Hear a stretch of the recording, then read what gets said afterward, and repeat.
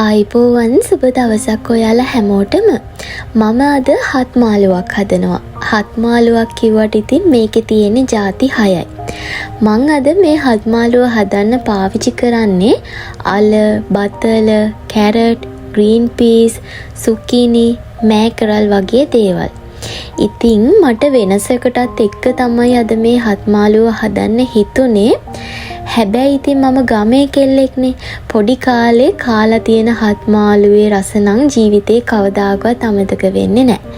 ඉතින් මට මතකයි මගේ අත්තම්මා අවුරුදු දවස්වල අර අන්තිම කාලේ තියෙන 19 20 වගේ වෙද්දී ගෙදර තියෙන එළවලු ටික ඉවර වෙගෙන එනකොට ඉතුරු වෙලා තියෙන එළවලු තියෙනවනේ. ඉතින් ඔන්න ඔය ටික කපලා අරගෙන කොස්සට ටිකක් එහෙම හොඳට දාලා මුළු ගමම සූඳ වෙන්න හත් මාළුවක් හදනවා. ඉතින් මට ඒක මතක් වුණා. හැබැයි ඉතින් මේ මං හදන හත් මාළුව නම් ඒ මගේ අත්තම්මගේ හදන හත් මාළුව වගේ නෙමෙයි.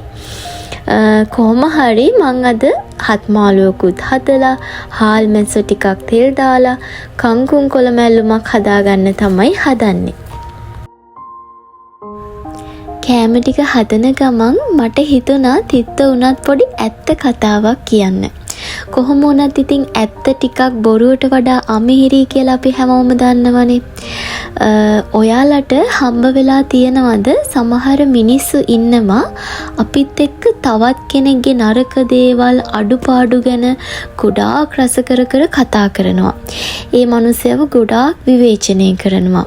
හැබැයි ඒ මනුස්සයා ඒ අර වැරදි කියපු කෙනා එක්කම අපි ඉස්සරහම මොකුත් උනේ නැති ගානට මාර හොඳ කෙනෙක් විදිහට අර මනුස්සයත් එක්ක කතා බහ කරන ඔයාලා දැකලා තියෙනවද? මට නම් මේ වගේ අත්දැකීම් මගේ ජීවිතේ ගොඩාක් තියෙනවා. ඒක පැත්තකට දාන්නකෝ. හොඳම දේ තමයි කවදාවත් ඔයා හිතන්න එපා ඒ විදිහට තව කෙනෙක් ගැන වැරදි අඩුපාඩු කියපු කෙනෙක් ඔයා ගැන හොඳ කතා කරයි කියලා. ඒ පුද්ගලයා ඔයා නැති තැන ඔයාට කරන්නේ ඒ දේම තමයි. ඉතින් මිනිසුන්ගේ හිත ආස්සේ මොනවද තියෙන්නේ කියලා ඇත්තටම අපිට හරියටම කියන්න පුළුවන් කමක් නැහැ. මිනිස්සුන්ට අවස්ථාවෙන් අවස්ථාවට විවිධ විදිහට තමන්ගේ සිතුවිලි හැසිරීම වෙනස් කරගන්න පුළුවන්. ඒක මේ කතා කරන මමත් එහෙමයි, වීඩියෝ එක බලන ඔයත් එහෙමයි. ජීවිතේ මම ඉගෙනගත්ත හොඳම පාඩමක් තමයි පුළුවන් තරම් මිනිස්සු ඉස්සරහා අඩුවෙන් වචන පිට කරන කෙනෙක් වෙලා පුළුවන් තරම් හොඳට හොඳ සවන් දෙන්නෙක් වෙන්න ඕනේ කියන එක. අනිත් එක තමයි මිනිස්සු මොන විදිහේ ලේබල් අපිට ගැහුවත් අපි අපිටම බ්‍රෑන්ඩ් එකක් වෙන්න ඕනේ. Tamanට ඇති තව කෙනෙක්ට නැති දේවල් උපහාසයට අරගෙන අපහාස කරන්න පුදුම තරම් හැකියාවක් මිනිස්සුන්ට තියෙනවා. එහෙම මිනිස්සු අතරේ ඔයත් මමත් ටිකක් වෙනස් වෙන්න හිතමු.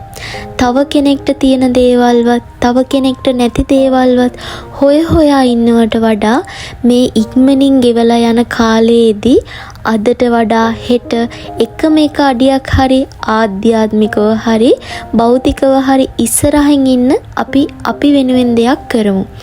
අපිට ලැබෙන්නේ අපිට ලැබිය යුතු දේවල්. අපිට නොලැබෙන්නේ අපිට නොලැබිය යුතු දේවල්. ඉතින් ඒක ගැන අවබෝධයකින් අපි ඉස්සරහට යන්නම ඕනේ.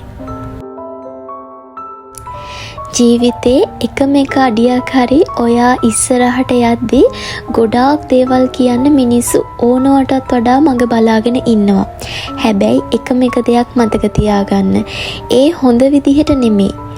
ඒ බොහොම නරක විදිහට තමයි මිනිස්සු ඔයාලට එක දේවල් කියන්නේ.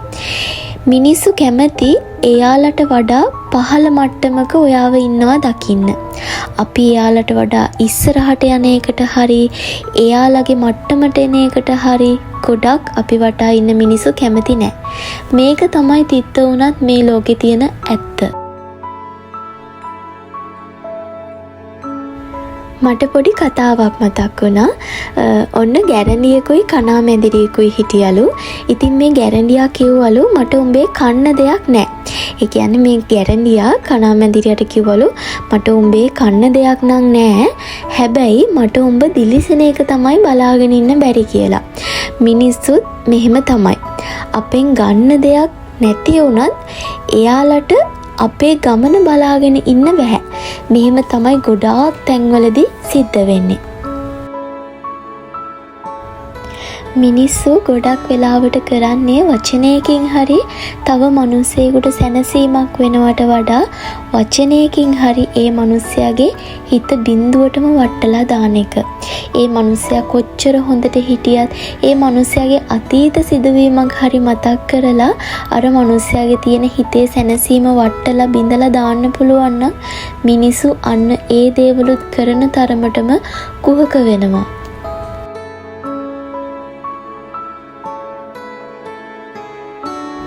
කවුරු හරි කෙනෙක් දුක් කරදර බාධක මැද්දේ සාර්ථක ගමනක් ආවම ඒක අගය කරලා සතුටු වෙලා ආශිර්වාද කරනවට වඩා මිනිස්සු කරන්නේ ඒ මිනිස්යව බොහොම පහත් විදිහට හිස් වචන වලින් වටන්න උත්සාහ කරන එක. දැන් ඔහොම හිටියට ඉස්සර හිටියේ මෙහෙමනේ. දැන් ඔහොම හොඳට ඇඳලා පැළඳලා ගියාට මෙයාගේ පවුලේ අම්මා තාත්තා මෙහෙමනේ. පවුලේ අහවලා අර විදිහනේ කියලා කියනවා. ඔයාලට ඇහිලා නැත්තම් ඇත්තටම ඒක පුදුමයට කාරණයක්.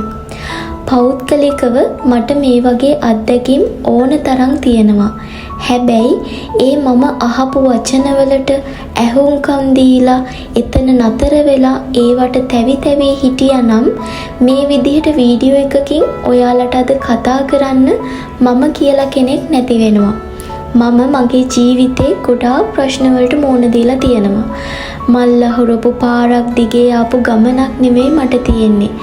ජීවිතේ ගොඩක් මම වැටුණ තැන් තිබ්බා. හැබැයි මම වැටුණ තැන වැතිරුණේ නැහැ. වැටුණට වඩා වේගෙන් නැගිටින්න මට හිතේ ලොකු හයියක් තිබ්බා. මාව වටන්න හදපු මිනිස්සු පහු කරගෙන මම ගොඩාක් දුර ඇවිල්ලා ඉවරයි. ඉතින් මේ වීඩියෝ එක බලන ඔයාට මට කියන්න ඕනේ උනේ ජීවිතේ වැටෙන්න, බිඳෙන්න, අඬන්න. හැබැයි ආයෙමත් නැගිටින්න.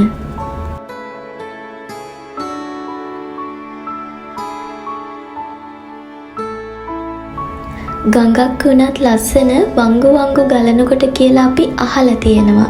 ඉතින් ජීවිතේ වුණත් ගොඩාක් ලස්සනයි. බාධක ප්‍රශ්න මැදින් ඉස්සරහට ඇවිල්ලා සාර්ථක වුණාම එතකොට අපිට මුළු ලෝකෙටම කියන්න කතාවක් තියෙනවා. ඉතින් වීඩියෝ එකත් එක්ක වෙනදා වගේම රැඳිලා හිටපු ඔයාට ගොඩාක් ස්තුතියි කියන ගමන් මගේ වීඩියෝ වලට කැමති නම් මාව subscribe කරන්නත් අමතක කරන්න එපා කියන එක මතක් කරන ගමන් ගිහිල්ලා එන්න. ආයෙත් අලුත් වීඩියෝ එකකින් ආදරණීය ඔයාව හම්බ වෙනකම්.